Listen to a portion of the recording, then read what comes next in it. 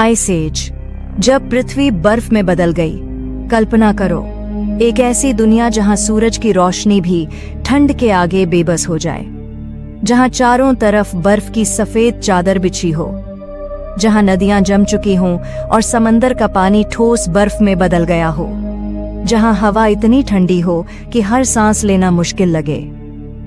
यह कोई कल्पना नहीं, बल्कि पृथ्वी का अतीत है। एक ऐसा अतीत जिसे आइस एज कहा जाता है। आइस एज यानी बर्फ का युग। यह पृथ्वी का एक ऐसा दौर था जब तापमान बहुत नीचे गिर गया था। हर तरफ विशाल ग्लेशियर फैल गए थे, समंदर सिकुड़ गए थे क्योंकि उनका पानी जमकर बर्फ में बदल गया था। धरती ठंडी, वीरान और जीवन के लिए कठिन हो गई थी। यह युग हजारों या लाखों साल तक चला। इस दौरान कई जीव खत्म हो गए, लेकिन कुछ ने खुद को बदलकर इस ठंड में जीना सीख लिया। यही वो समय था जब इंसान ने आग जलाना सीखा, गुफाओं में रहना शुरू किया, शिकारी बनकर अपनी जिंदगी बचाई। आइस एज का आना एक बड़ा रहस्य है, लेकिन वैज्ञानिकों ने इसके कई कारण बताए हैं। अगर पृथ्वी तक कम सूरज की रोशनी पहुंचे तो तापमान गिर सकता है। कम रोशनी मतलब कम गर्मी, और धीरे धीरे पूरी धरती ठंडी होने लगती है। जब बड़े ज्वालामुखी फटते हैं तो उनमें से धुआं और राख निकलती है। यह धुआं आसमान में फैल जाता है और सूरज की रोशनी को रोक देता है। धीरे धीरे पृथ्वी ठंडी होने लगती है।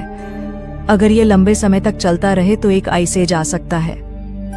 पृथ्वी अपनी धुरी पर झुकी हुई है। कभी कभी इसमें हल्का बदलाव आ जाता है।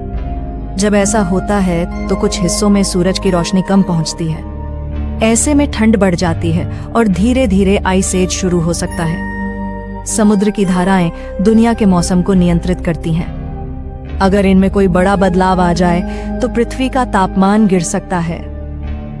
कई वैज्ञानिक मानते हैं कि महासागरों की धाराएं आइस एज लाने में बड़ी भूमिका निभाती हैं। आइस एज में धरती कैसी दिखती थी? सोचो, अगर पूरा शहर बर्फ में दब जाए, पेड़ पौधे ठंड से जम जाएं और जमीन पर मोटी बर्फ की परत हो, यहां तक कि बड़े पहाड़ भी बर्फ की मोटी चादर से ढक जाएं। आइस एज के दौरान कुछ ऐसा ही हुआ था। हिमालय जैसे पहाड़ और भी विशाल दिखते थे। यूरोप, एशिया और अमेरिका के बड़े हिस्से बर्फ से ढके हुए थे। नदियां और झीलें जम चुकी थीं। समुद्र का जल स्तर नीचे चला गया था क्योंकि पानी बर्फ बन चुका था। कई जगहों पर बर्फ के तूफान चलते थे जो कई दिनों तक जारी रहते थे। आइस एज के योद्धा कौन था जिंदा? आइस एज में सिर्फ वही जीव जिंदा रह पाए जो इस ठंड को झेल सकते थे। बहुत से जानवर विलुप्त हो गए, लेकिन कुछ ने खुद को इस माहौल में ढाल लिया। ये विशाल हाथी जैसा दिखता था।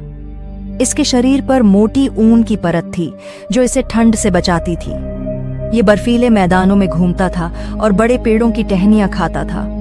यह एक खतरनाक शिकारी था। इसके बड़े और नुकीले दांत इसे शिकार करने में मदद करते थे।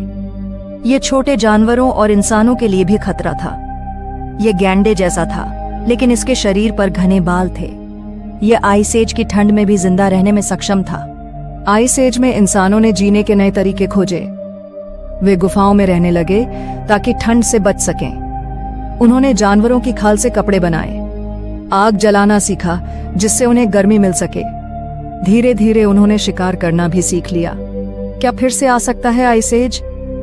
वैज्ञानिक मानते हैं कि भविष्य में आइस एज फिर से आ सकता है, लेकिन यह कब होगा इसका सही अंदाजा किसी को नहीं है।